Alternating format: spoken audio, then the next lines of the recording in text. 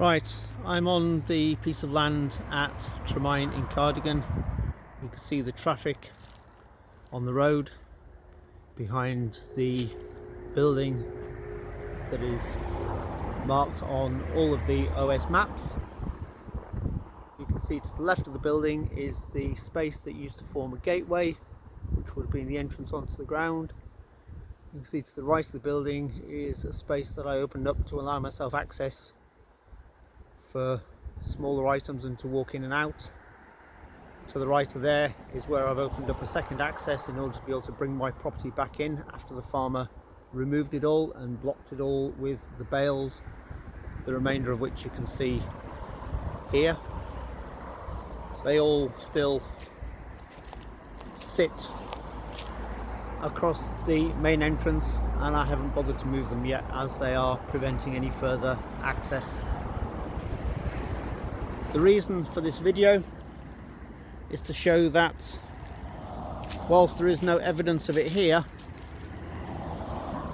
just behind these bales is where the corner post sat for the fencing that was installed by the farmers 30 or 40 years ago. I've no idea the timescale. All I know is it had collapsed. If I turn around 180 degrees, you will see that it goes to an area of complete overgrowth. You can't see a lot of it because of the Japanese knotweed. I'm going to walk across there now. I'll take a slight deviation, but the line we're going to take will be roughly consistent with the line that fence was sitting on. The reason I can't show you the actual fence is because I've pulled all the exposed open fence up and out of the ground. I used a small tractor for that. But what I have done today is this area here was completely covered with Japanese knotweed. It's where I've used to dump all of the bits of timber and branches and such like off the plot where I've had a bonfire before.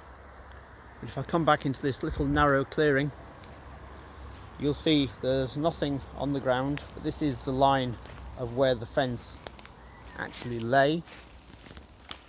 All this material here is what remains of the fencing that I pulled up and out of the ground. You can see all the various posts, etc. What you can also see, if I show you this is the bottom of one of the posts.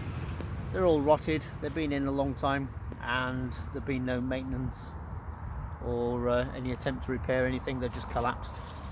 This one here, you can see it's the one of the larger corner posts, and again you can see the bottom of it is completely rotted.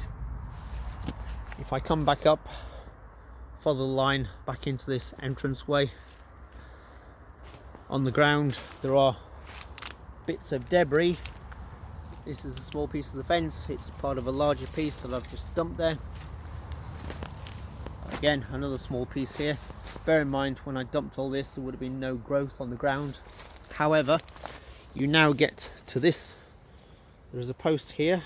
You can clearly see it. It's still intact.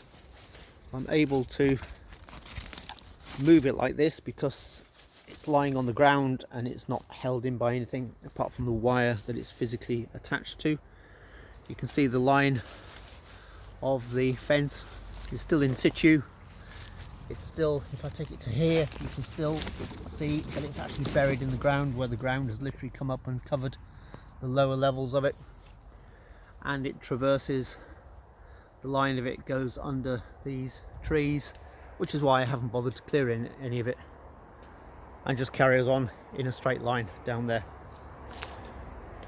If I stand on the fence itself, which I'm doing now, and then literally turn myself round 180 degrees.